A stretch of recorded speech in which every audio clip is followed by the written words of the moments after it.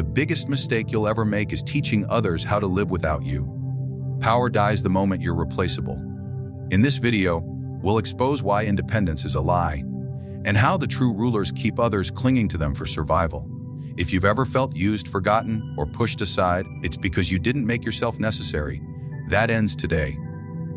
Let me show you a truth that most men are too weak to accept. People don't follow the strongest man. They follow the one they cannot do without. In a world obsessed with independence, the real power lies not in standing alone, in making others incapable of standing without you. Dependence is control.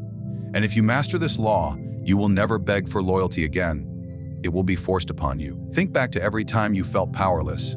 Every time someone left you, ignored your advice, replaced you. Why did it happen? It wasn't because they were disloyal, it was because they didn't need you. You were useful, temporarily. And when that use expired, so did their attachment to you.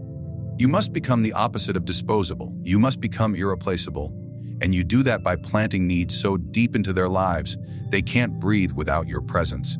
Consider the cunning leader, not the loud one, not the violent one, but the one who places himself between people and what they want. He doesn't demand obedience. He designs circumstances so that everyone must come to him for guidance, for resources, for security, for praise. He doesn't chase followers. He builds a system where followers chase him. That is the architecture of dependence. And this architecture becomes a throne. But understand, this is not about charity. You don't give blindly. You give strategically. Every favor, every solution, every piece of help must carry a thread that ties them back to you. Don't just be generous, be necessary. Be the one who makes others feel safe, seen, protected, empowered. But do it in a way that they associate that feeling with you. Because once you become the source of their stability, their mind links your presence to their peace, and your absence to their chaos. At that moment, you are no longer a person, you are a pillar, and pillars don't get replaced. Dependency is not only emotional, it's intellectual.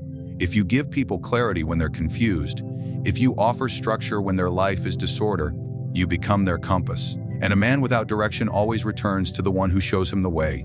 So offer advice, yes, but not to empower them. Offer advice that builds reliance, guide them just enough to move forward, but never enough to go alone. Even in love, this principle rules. People think love is about constant giving. But the most addictive relationships are those where one person becomes the center of the other's emotional stability. They listen. They understand, they soothe. And the moment they step away, the other panics. Not because they are afraid to lose love, but because they are afraid to lose control of themselves. That's what happens when you become someone's psychological anchor. That's power they give you voluntarily. The same law applies in business, politics, family. If you control the bridge to something others value, money, peace, progress, status, they'll never cross without checking your permission first. Be the bridge.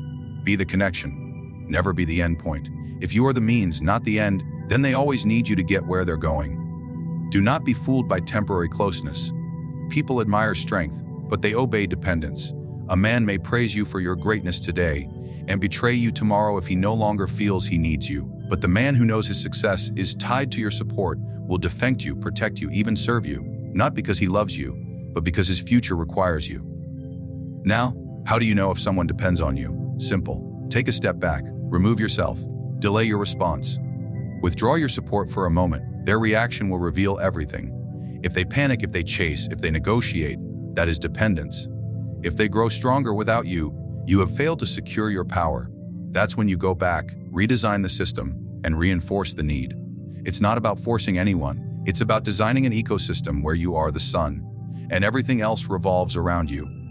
It begins with the smallest interactions. You answer when others are confused. You calm when others are afraid. You provide when others are empty. You listen when others are unseen. Over time, this doesn't create loyalty, it creates need. And when someone needs you, even their pride will kneel. Never forget this. The people who appear the most confident are often the most desperate to be led. They just don't want to admit it. So become the one they trust when no one is watching, and they will return to you when the lights go out. Because deep down, everyone is looking for something to depend on. Something consistent, something solid, something they fear losing. Be that something, not by accident, by design. A prince does not arm his people with the same tools he uses to rule. A master does not give the apprentice the final formula. A true strategist knows, if you teach them everything, they will no longer need you. If you give full freedom, they will use it to walk away from you. Power is not in what you share, it is in what you withhold. And those who desire control must never teach full independence. Listen carefully. People say they want to grow, to be free, to stand on their own. But the moment they truly can, you become obsolete. Respect turns to rivalry. Gratitude turns to distance. The very people who once praised you will outgrow you, forget you, and if necessary, replace you. Why? Because you gave them all the tools. You made them capable without you. And that is the greatest sin a power holder can commit. You must understand your value comes not from how much you give, from what you keep. When someone comes to you for help, guidance, protection, or resources, never give them the full path. Give them enough to move forward. Always leave one piece missing. The piece only you can provide. That missing piece is what keeps them orbiting around your influence, keeps their confidence tied to your existence. Think like a chess player. Would a king teach his pawns how to become kings? Never. He uses them to win the game, ensures they rely on his vision. You must do the same. Offer insights, but not mastery. Offer strength, but not autonomy. Offer growth, but under your conditions. In doing so, you create the illusion of empowerment while ensuring dependency remains beneath the surface. And the brilliance lies in subtlety. You don't tell them they're not ready. You don't insult their intelligence. You flatter them. You praise their progress. You encourage their ambition. But you keep the lock on the final door. You remain the keeper of the last answer. You let them believe they're almost there, and in their pursuit of that last step, they will stay close, remain loyal, and come back to you over and over again. This tactic applies in every realm. In business, don't train employees to run the company without you.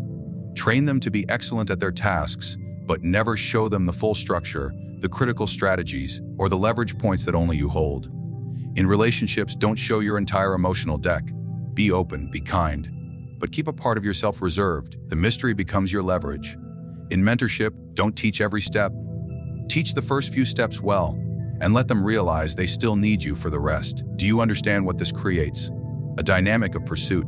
They chase you, not for your approval, but for the remaining piece. You become a magnet, not through force, through incompletion. Humans hate uncertainty. They crave resolution. When you give them 80%, they will remain loyal to you just to feel that sense of closure. You never give it. The moment they feel completely educated, emotionally fulfilled, or strategically self-reliant, they will drift. They will forget what brought them to you. It's not malice. It's human nature. Full independence breeds detachment. So if you want to remain relevant, if you want to remain powerful, you must become the architect of partial empowerment. And it doesn't make you cruel. It makes you strategic. You don't enslave them, you guide them, but within boundaries. You don't silence them. You give them voice, but only within your chorus. You don't deny them growth. You simply ensure that their growth never disconnects them from you.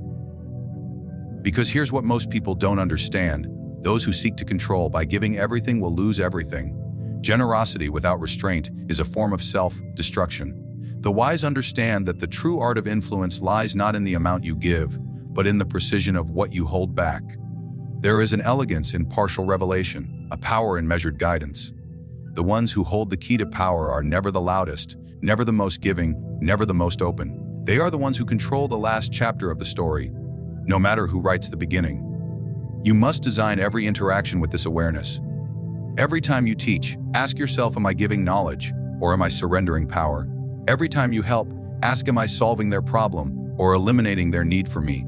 Every time you share, ask, does this make them stronger, or does it make me unnecessary? Because once you become unnecessary, no loyalty, no memory, no gratitude will protect you. You will fade into silence, remembered only as a stepping stone. But if you build the ladder and hold the final rung, they will never reach the top without your hand. And that is how a ruler remains untouchable. If you give people everything they want too quickly, they stop returning. They stop valuing your presence. The mistake most men make is trying to be endlessly available, endlessly helpful, believing this will earn them loyalty. But power is not built on generosity. It is built on absence. It is built on the space between desire and fulfillment. You must create strategic gaps, small, deliberate voids that force others to return to you, to wait for you, to wonder what you'll do next. You do not become powerful by answering every call.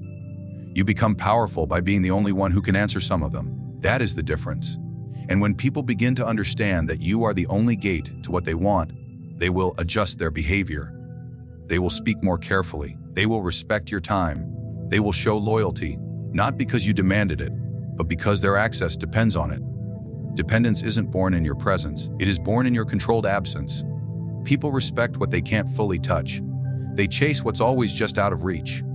You must be visible, never completely reachable. You must be helpful, but never consistently available.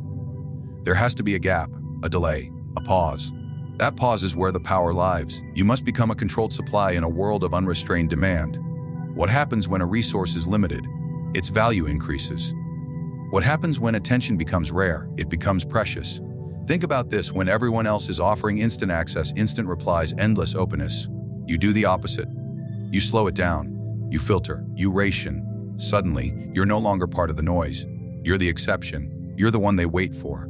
Look at the systems of power all around you. The rulers, the elites, the architects of influence. They all have one thing in common: access to them is limited. Their attention is filtered. They are not sitting in the marketplace yelling their value. They are sitting in guarded rooms, deciding who gets in and who doesn't. Why? Because they understand that control is not just about presence. It's about scarcity. It's about placing yourself just far enough away that people have to reach for you, work for you, earn your next move. You can apply this with almost anyone: clients, friends, followers, partners, even rivals. You create an invisible toll gate. Every time they try to pass, they must pause. That pause is where your influence enters. It's not about manipulation.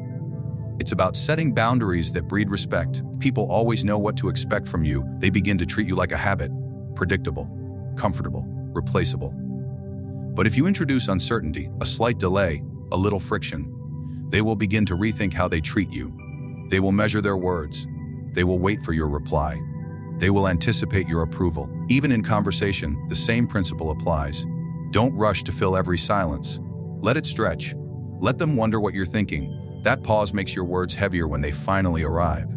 Strategic silence is more intimidating than constant speaking, and strategic absence is more powerful than constant presence.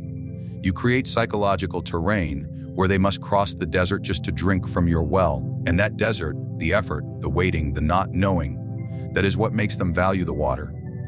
You should also know that when you create gaps, people begin to project onto them. They fill the silence with thoughts of you. They begin to build stories, assumptions, even admiration, all because you didn't give them everything. Mystery expands power. Ambiguity becomes a mirror where their own desires reflect back at them. And since you are the missing piece, they will shape their behavior around your presence, or more precisely, your partial presence. But it must be done deliberately, not in laziness, not in arrogance. In strategy, you show up when it counts. You provide value but not predictability. You offer access but not full entry. You stay near, not fully graspable. When people start to realize that your presence has a rhythm, that your availability is earned, not assumed, they will respect the game. They will return again and again. That's the formula. Be useful but incomplete. Be near but not fully available. Let them taste but not consume. When you design interactions this way, people begin to organize their actions around you. They begin to anticipate you, prepare for you, think of you. Even when you're gone, you're no longer just a person. You're a gap they want to close. And that desire becomes your power. Let me tell you something no one else will admit. People only realize your value when you disappear. When you're always present, always giving, always responding, your presence becomes background noise. Familiar, expected, eventually invisible. But the moment you step away, the air shifts. They notice the silence. The weight of your absence becomes louder than all your words ever were. And this is where power begins. Not in what you give, but in what you take away. Withdraw and you trigger addiction. You see, human nature craves certainty, routine, presence. We are wired to form emotional patterns around the people we trust. Same wiring betrays us. The more accessible you are, the more people adapt to your presence. They begin to assume it. Entitlement creeps in. Gratitude fades. Curiosity dies. And once they stop noticing you, they start replacing you. That's why the Machiavellian never offers endless availability. He offers moments, waves of presence, then a sudden retreat. And that retreat creates a vacuum. And that vacuum is where power multiplies. Why? Because withdrawal breaks pattern. It interrupts expectation. It shakes the emotional rhythm people have built around you and forces them to feel your absence. And that feeling is not casual. It's not mild. It's craving. Suddenly, they replay your words. They remember your touch, your advice, your support. Things they overlooked before now feel precious. And the irony is, you didn't change a thing, you simply left. The withdrawal revealed what consistency had hidden: your importance. This tactic isn't about ego, it's about positioning. If you want to become essential in someone's life, don't show up every time they call. Don't be the one who fixes every crack. Fix a few, then vanish. Let the next cracks appear without your help. Let them feel what it's like when you're not there to carry the weight. Let the silence whisper the question, "Where are you?" And when they ask it, they begin to fear the answer. That fear, that uncertainty, creates emotional gravity. Their minds begin orbiting around you, not because of what you're doing, but because of what you're not doing. You're no longer a person. You're a missing experience. And that experience becomes addictive. To build this addiction, you must be strategic. Your withdrawal only works if your presence held weight. You must first offer value, deep, rare value. Give insight others don't. Provide calm when others panic. Offer strength when others falter. Then vanish. And watch how they search for you and everyone else. Watch how they compare, how they reach out, how they wonder what they did wrong. And here is where your influence sharpens when they come back. You control the terms. Now they're not just reaching out for help, they're seeking reassurance, seeking reconnection. You don't have to punish them. Your silence already did. Now, you are the reward. Now you decide how close they get, how fast, how deep. This cycle, presence, value, retreat, creates emotional conditioning. It teaches people to associate you with relief, with clarity, with strength. And when that presence is suddenly gone, they feel its loss like oxygen escaping the room. You don't even have to speak.